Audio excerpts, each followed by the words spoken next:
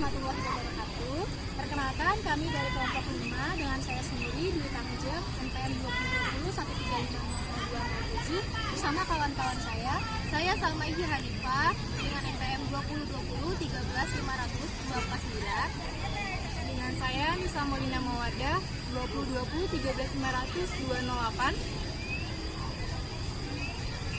dan saya Panitiawati dengan NPM 2020 13500 Saya Faiza Ratu Aprilia dengan NPM 2020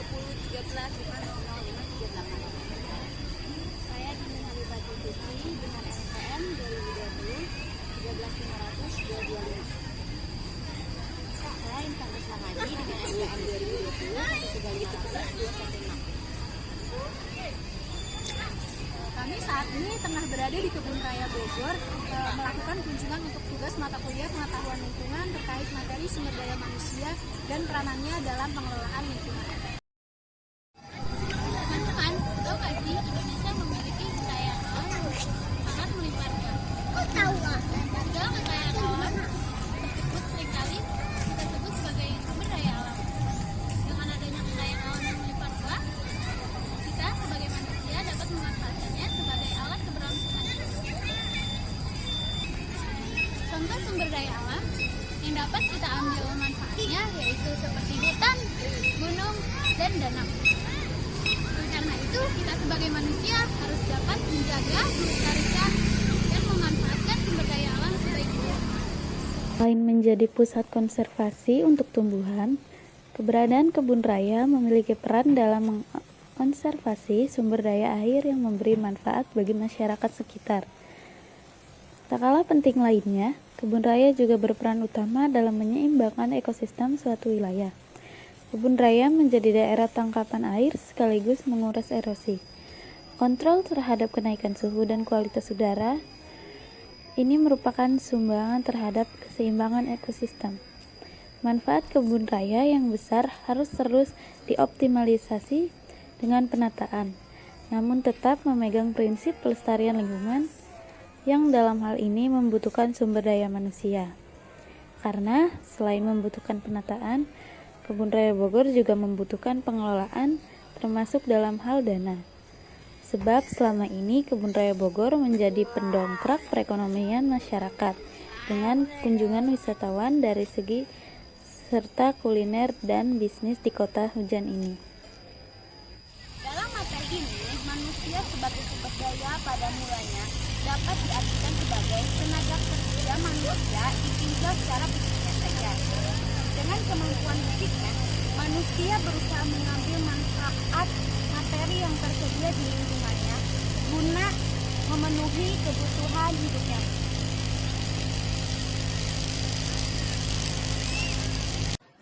Salah satu elemen kunci yang menentukan tingkat keberhasilan dalam pelaksanaan tugas pokok dan fungsi lembaga konservasi tumbuhan adalah kualitas sumber daya manusia yang tersedia.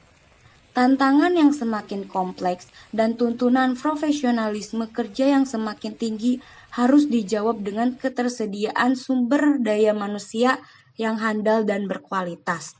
Pada level internasional, peningkatan kapasitas SDM telah menjadi agenda penting. Convention on Biological Diversity dengan sangat jelas mendorong para pihak terkait untuk memperhatikan capacity building sebagai salah satu bagian terpenting untuk memperkuat upaya konservasi keanekaragaman hayati. Sumber daya manusia adalah sebuah potensi yang berhubungan dengan data diri kependudukan daerah atau negara yang digunakan untuk menjamin semua kebutuhan kehidupan manusia.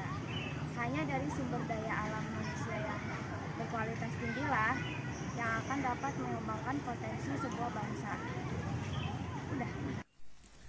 Ada 3 faktor utama penentu HDI atau Human Development Index yang dikembangkan UNDP adalah pendidikan, kesehatan, dan ekonomi. Ketiga hal ini adalah hal yang penting yang dapat menunjang kualitas sumber daya manusia.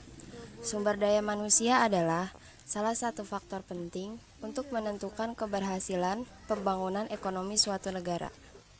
Semua orang seharusnya sudah memiliki kesadaran diri sendiri untuk selalu melestarikan dan menjaga lingkungannya.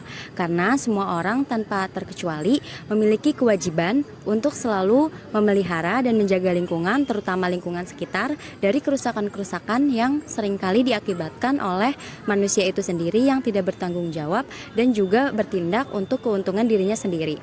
Jadi dampaknya itu akan berkepanjangan dan dapat dirasakan oleh semua orang. Seperti contohnya ketika ada seseorang yang menebang pohon sembarangan tanpa adanya reboisasi, maka akan berdampak kekeringan saat musim kemarau dan juga akan kebanjiran saat musim hujan. Jadi dampaknya akan terasa bagi semua orang. Oleh karena itu, semua pihak, baik itu pejabat maupun masyarakat umum, itu harus selalu melaksanakan kewajibannya dalam memelihara dan menjaga lingkungan hidup. Nah, saat ini kami sedang ada di Kebun Raya Bogor yang di dalam sini tuh banyak sekali tumbuhan-tumbuhan yang dijaga di dalam Kebun Raya Bogor ini. Jadi untuk masyarakat umum khususnya pengunjung yang datang ke Kebun Raya Bogor harus selalu melaksanakan peraturan-peraturan yang ada di Kebun Raya Bogor ini untuk tidak membuang sampah sembarangan, selalu menjaga kebersihan dan tidak merusak tumbuhan-tumbuhan yang ada di dalam sini. Untuk kita selalu melaksanakan kewajiban apa yang sudah terawat di dalam Kebun Raya Bogor ini. Pada saat ini, kelompok 5 sedang melakukan kunjungan pada salah satu tempat yang berhubungan dengan sumber daya, yaitu Kebun Raya Bogor. Kebun Raya Bogor menjadi tempat riset tanaman yang penting bagi perekonomian Indonesia seperti kelapa sawit, kina, getah perca, tebu, ubi, kayu, jagung, dan kayu besi Kalimantan. Di kebun seluas 87 hektar ini terdapat 15.000 jenis koleksi pohonan dan tanaman langka bunga bangkai, atau dengan nama lain Amorphohalus titanium, yang menjadi salah satu daya tarik Kebun Raya Bogor. Fasilitas wisata telah lama ada di Kebun Raya Bogor seperti hotel, guest house, kafe, dan fotografi komersil. Kemudian BRIN mengambil inisiatif untuk menggandeng pihak swasta sebagai operator untuk memperkaya fungsi edukasi dengan mengadakan wisata malam yang disebut GLOW. Gagasan ekonomi untuk menjadikan Kebun Raya Bogor tempat wisata komersil dengan menghadirkan atraksi sinar lampu menimbulkan reaksi sebagian kalangan yang khawatir akan mengganggu ekosistem, konservasi, dan kepentingan riset di Kebun Raya Bogor. Oleh karena itu, pemerintah Kota Bogor bersama BRIN dengan menggandeng IPB melakukan kajian yang dilakukan oleh Pusat Riset sesuai dengan Peraturan Lembaga Ilmu Pengetahuan Indonesia Nomor 14 Tahun 2019. Kebun Raya Bogor harus tetap sesuai dengan konsep hijau 80% dan konstruksi 20%, serta tidak boleh meninggalkan rambu-rambu konservasi dan edukasi. Pada materi peranan masyarakat dalam pengelolaan lingkungan di Kebun Raya Bogor, pengelola Kebun Raya Bogor telah menetapkan tata tertib yang terpampang di beberapa tempat. Contohnya seperti tata tertib pengunjung dimulai dari dilarang bermain sepak bola, sampai membuang sampah sembarangan, sampai dilarang membawa kompor portable. Nah, dalam hal ini sebenarnya ini adalah bentuk usaha dari pengelola untuk tetap melestarikan Kebun Raya Bogor. Namun, materi mengenai sumber daya manusia menjadi satu hal yang tidak dapat dipisahkan dalam pengelolaan Kebun Raya Bogor. Salah satunya ialah sumber daya manusia berperan dalam pembangunan dan penataan ruang di Kebun Raya Bogor. Terdapat beberapa tantangan pembangunan dan lingkungan hidup, yaitu urbanisasi, perubahan iklim, kerusakan hutan, dan krisis air. Oleh karena itu, diperlukan peran penataan ruang untuk merencanakan dan mengatur peruntukan ruang guna menjamin keseimbangan lingkungan alami dan buatan. Dengan mewujudkan ruang terbuka hijau minimal 30% dari luas wilayah kota atau kawasan perkotaan, serta mengendalikan pemanfaatan ruang yang sesuai dengan peruntukannya. Nah, Kebun Raya Bogor berperan dalam upaya mencapai 30% ruang terbuka hijau di kawasan perkotaan, sebab Kebun Raya termasuk sebagai ruang terbuka hijau berskala besar sesuai amanat Undang-Undang Nomor 26 Tahun 2007 tentang penataan ruang. Besaran 30% ruang terbuka hijau terdiri dari 20% ruang publik seperti taman dan hutan kota, yang antara lain ialah kebun raya hingga kebun binatang. Sisanya, 10% ruang terbuka hijau di ruang privat, seperti ruang terbuka hijau pekarangan dan atap bangunan. Dalam hal ini, kami ingin sekali mewawancarai pengelola Kebun Raya Bogor. Namun sayangnya, dalam kunjungan kami kemarin belum dapat menemui pihak pengelola, khususnya pihak penataan ruang Kebun Raya Bogor. Namun, dalam hal ini, ketika kunjungan kelompok kami pada hari Minggu 7 Mei 2023, terjadi hujan lebat sekitar pukul 1 siang hingga belum benar-benar reda sampai pukul 5 sore. Hal ini menunjukkan hujan turun dalam waktu yang cukup lama. Dan di tengah hujan tersebut, banyak pengunjung berlarian mencari tempat berteduh, namun belum cukup memadai. Banyak yang berteduh di tempat wudhu, masjid, halte, hingga gedung pertunjukan.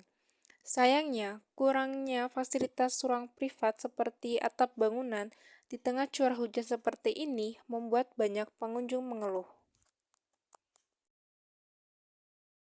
Oke, kami akan bertanya kepada salah satu pengunjung di sini. Baik, di sebelah saya sudah ada. Dengan siapa kak saya bicara? Nina. Riko.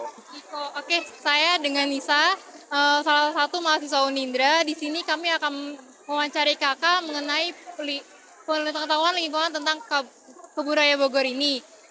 Oke, sebelumnya saya ingin bertanya nih, kakak kesini untuk ada keperluan apa?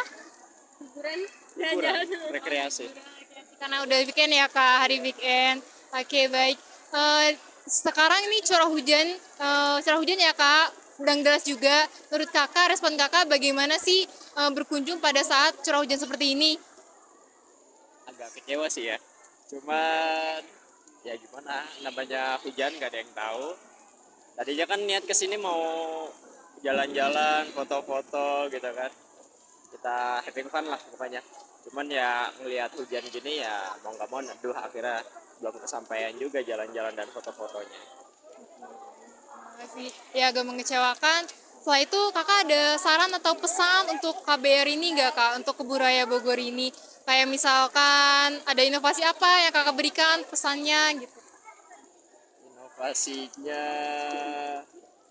dibikin tempat neduh biar banyak kali ya. Karena di Bogor kan emang curah hujannya sering ya.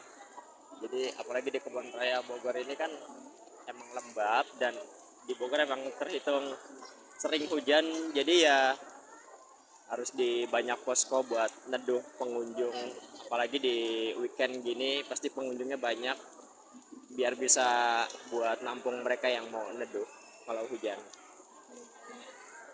Selain itu karena banyak pengunjung ya kak, menurut kakak nih bagaimana cara kita jadi sebagai pengunjung untuk menjaga kelestariannya juga nih?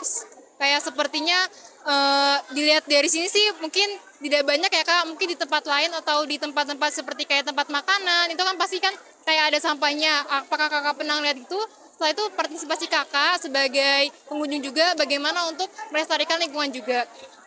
Kita sebagai pengunjung Kebun Raya Bogor baiknya punya tingkat kesadaran yang tinggi ya, apalagi terhadap sampah. Sampah itu kan penyebabnya banyak. Resiko dari sampah kan banyak, bisa banjir segala macam. Jadi ya buat pengunjung sih diharuskan buat sadar lingkungan, buat buang sampah untuk pada tempatnya agar nggak sembarangan. Kalau bisa ya, kalau memang bawaan dia banyak kayak makanannya, snacknya, mereka sediain trash bag sendiri bawa dari rumah kayak gitu. Karena satu lagi ya kak, saya ingin bertanya, karena di sini luas ya kak, bagaimana sih kak pengelolaan lingkungan, pengelolaan tempatnya, ataukah petunjuk arahnya, apakah jelas, apakah luas terlalu luas, apakah gimana ya kak? Boleh pendapatnya kak? Kalau kebun ya namanya kebun luas ya. Nah, untuk petunjuk arahnya, tanda jalannya, selama saya berkunjung ke sini sih ya alhamdulillah jelas, bisa dimengerti banyak orang lah, gampang ngertinya gitu. Ketika ngelihat pelang itu misalkan arahnya ke sana ya itu tempat tujuannya. Intinya ya pelangnya, petunjuk jalannya jelas. Jadi kakaknya adakah kesan atau pesan lagi untuk KBR ini? Setelah berkunjung ke sini, apakah semakin indah dari tahun lalu? Apakah seperti apa, Kak? Kakaknya juga boleh. Ya buat kedepannya mudah-mudahan lingkungannya tetap terjaga ya. Pengunjungnya juga mudah-mudahan lebih sadar diri untuk menjaga lingkungan. Ya biar Kebun Raya Bogor bisa apa ya, lebih indah aja dilihatnya. Udah. Oke, sekian wawancara pada hari ini. Terima kasih banyak ya, Kak, untuk waktunya. Mari kita mewawancarai salah satu pengunjung yang hadir di hari ini. Boleh minta waktunya sebentar, Kak? Ya, kami dari Unindra ingin mewawancarai sedikit sih mengenai respon Kakak terkait kunjungan Kakak hari ini. Kalau boleh tahu dengan Kakak siapa? Deva Wanda. Deva? Arti. Asti? Arti. Oh, Arti, ya. Kalau boleh tahu ada keperluan apa ya, Kak, datang hari ini? Kita sih kan kebetulan lagi libur ya Kak, jadi main ke sini gitu. Udah jarang juga sih. Cuma main-main ya, Kak? Iya. Kakak dari mana tadi, Kak? Aku dari Cilur. Cilur Bogor. Oh, Cilur Bogor. Ya, tadi kalau boleh tahu naik apa ya, Kak? Tadi naik angkot. Oh iya, dekat Angkutan ya, Kak? umum. Sekali angkot. Dua. Kali, tapi ini jalannya lagi diperbaiki, jadinya Jadi muter. jauh sekali. Iya. Oh, karena jalan lagi diperbaikin sih ya. Iya. Kalau boleh tahu gimana sih menurut Kakak respon Kakak nih terkait kunjungan ke Kebun Raya Bogor di tengah hujan kayak gini? Kalau hari ini agak kecewa ya Kak sebenarnya. Dikirainnya tuh cerah gitu kan, bisa keliling-keliling, taunya hujan. Terus juga di sini kurang tempat berteduh gitu. Ya pengennya sih ya Agak banyak, ditambah ada banyak lagi. gitu.